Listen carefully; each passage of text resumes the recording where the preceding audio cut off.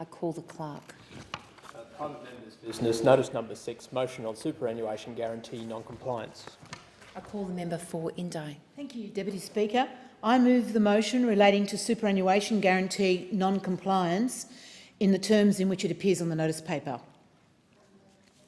And in moving this motion, I call on the government to recognise the superannuation guarantee system in conjunction with voluntary superannuation contributions and a means-tested government-funded age pension forms an integral part of the Australian retirement income policy.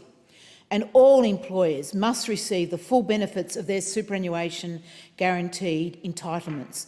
They should not be shortchanged by employer non-compliance or bankruptcy. I believe, in fact, that we've come to an emergency situation where hundreds of thousands of people have fallen through the cracks and have missed out on their superannuation entitlements, often thousands of dollars, through no fault of their own. Superannuation guarantee non-compliance has, according to the super funds themselves, cost as much as 2.7 million Australian workers an estimated $5.6 billion in 1 year alone, 2013-14.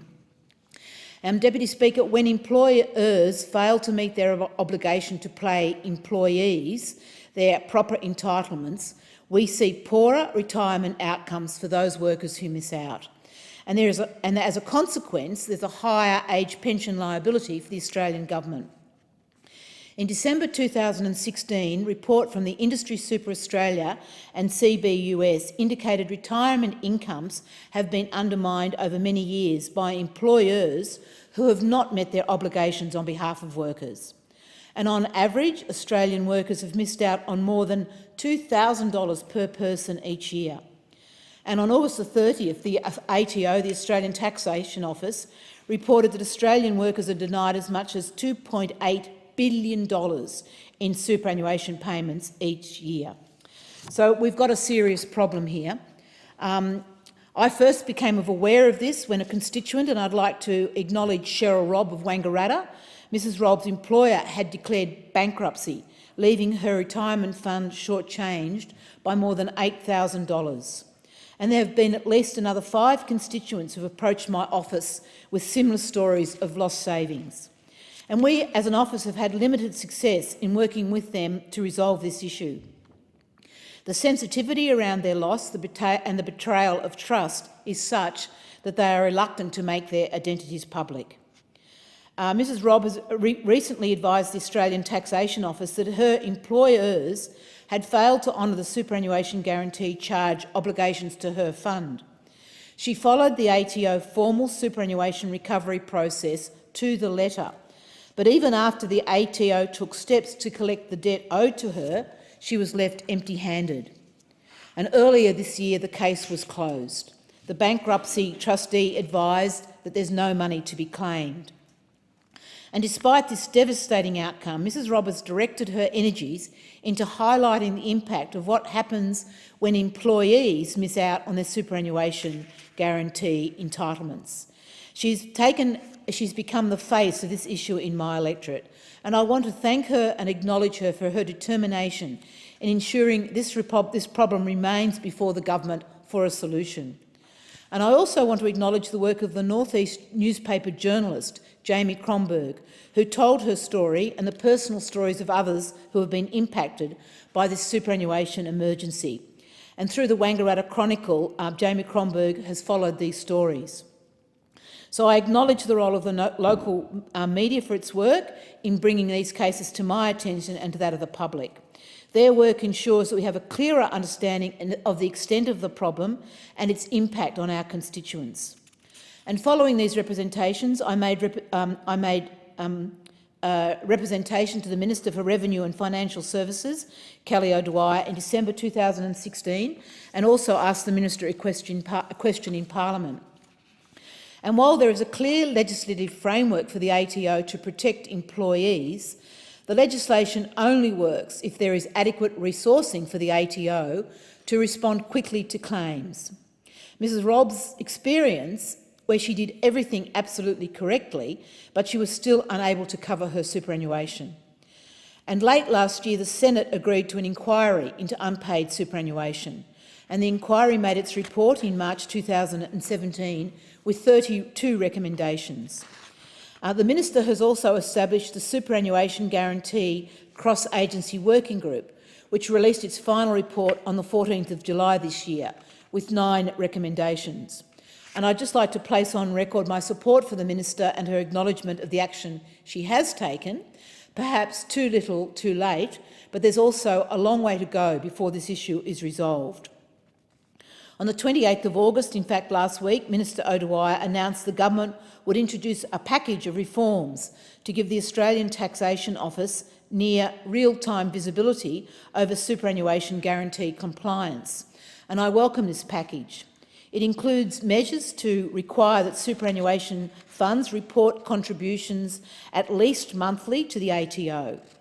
It requires a rollout of single-touch payroll, STP system, which reduces the regulatory burden on businesses and transforming compliance by aligning payroll functions with regular reporting of taxation and superannuation obligations, long overdue. It also, the package involves the improvement of the effectiveness of the ATO recovery powers, including strengthening director penalty notices and the use of security bonds for high-risk employers to ensure unpaid superannuation is better collected by the ATO and paid to employee super accounts.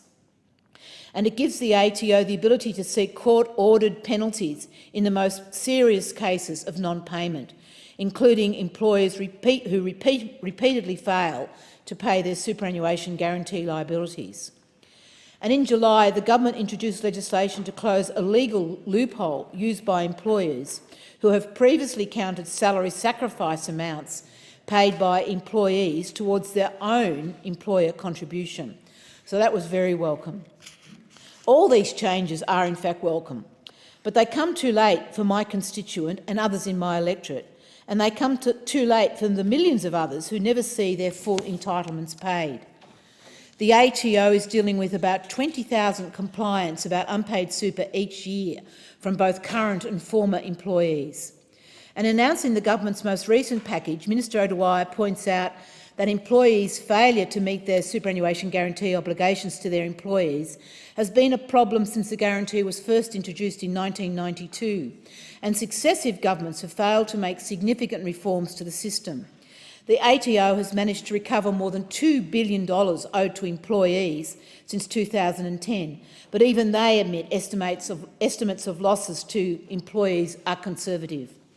So I welcome the strengthening of employer penalties for non-compliance and the increased powers for the ATO when dealing with repeat offenders. And the move to single-touch payroll electronic payment system will give the ATO much real-time visibility on an employee's wage and super payments, particularly amongst small businesses where the problem of non-compliance is most acute. However, the government needs to act on the further key reforms, including all 32 recommendations of the Senate Economics Reference Committee. And the super industry has united in calling for an expanded taxpayer-funded safety net to cover super entitlements for workers in cases where their employer goes broke.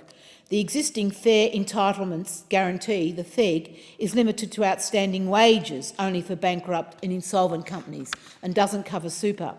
The government needs to consider a recommendation to improve payslip reporting to help employees keep better track of their super payments by providing them the ability to check their super has actually been paid into the fund.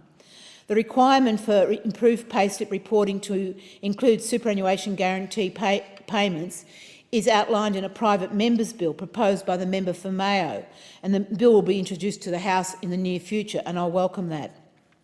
So in closing, I want to acknowledge the work that the government's done so far, but it's not enough and we need to go much further. We need to address many of the issues that my experience in my constituency are feeling.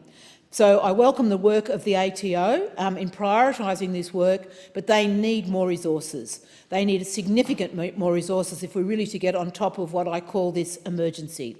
And as a local independent member of Parliament, I'm proud to bring these issues to Parliament. I'm really proud to have this debate today and thank my colleagues for participating in it.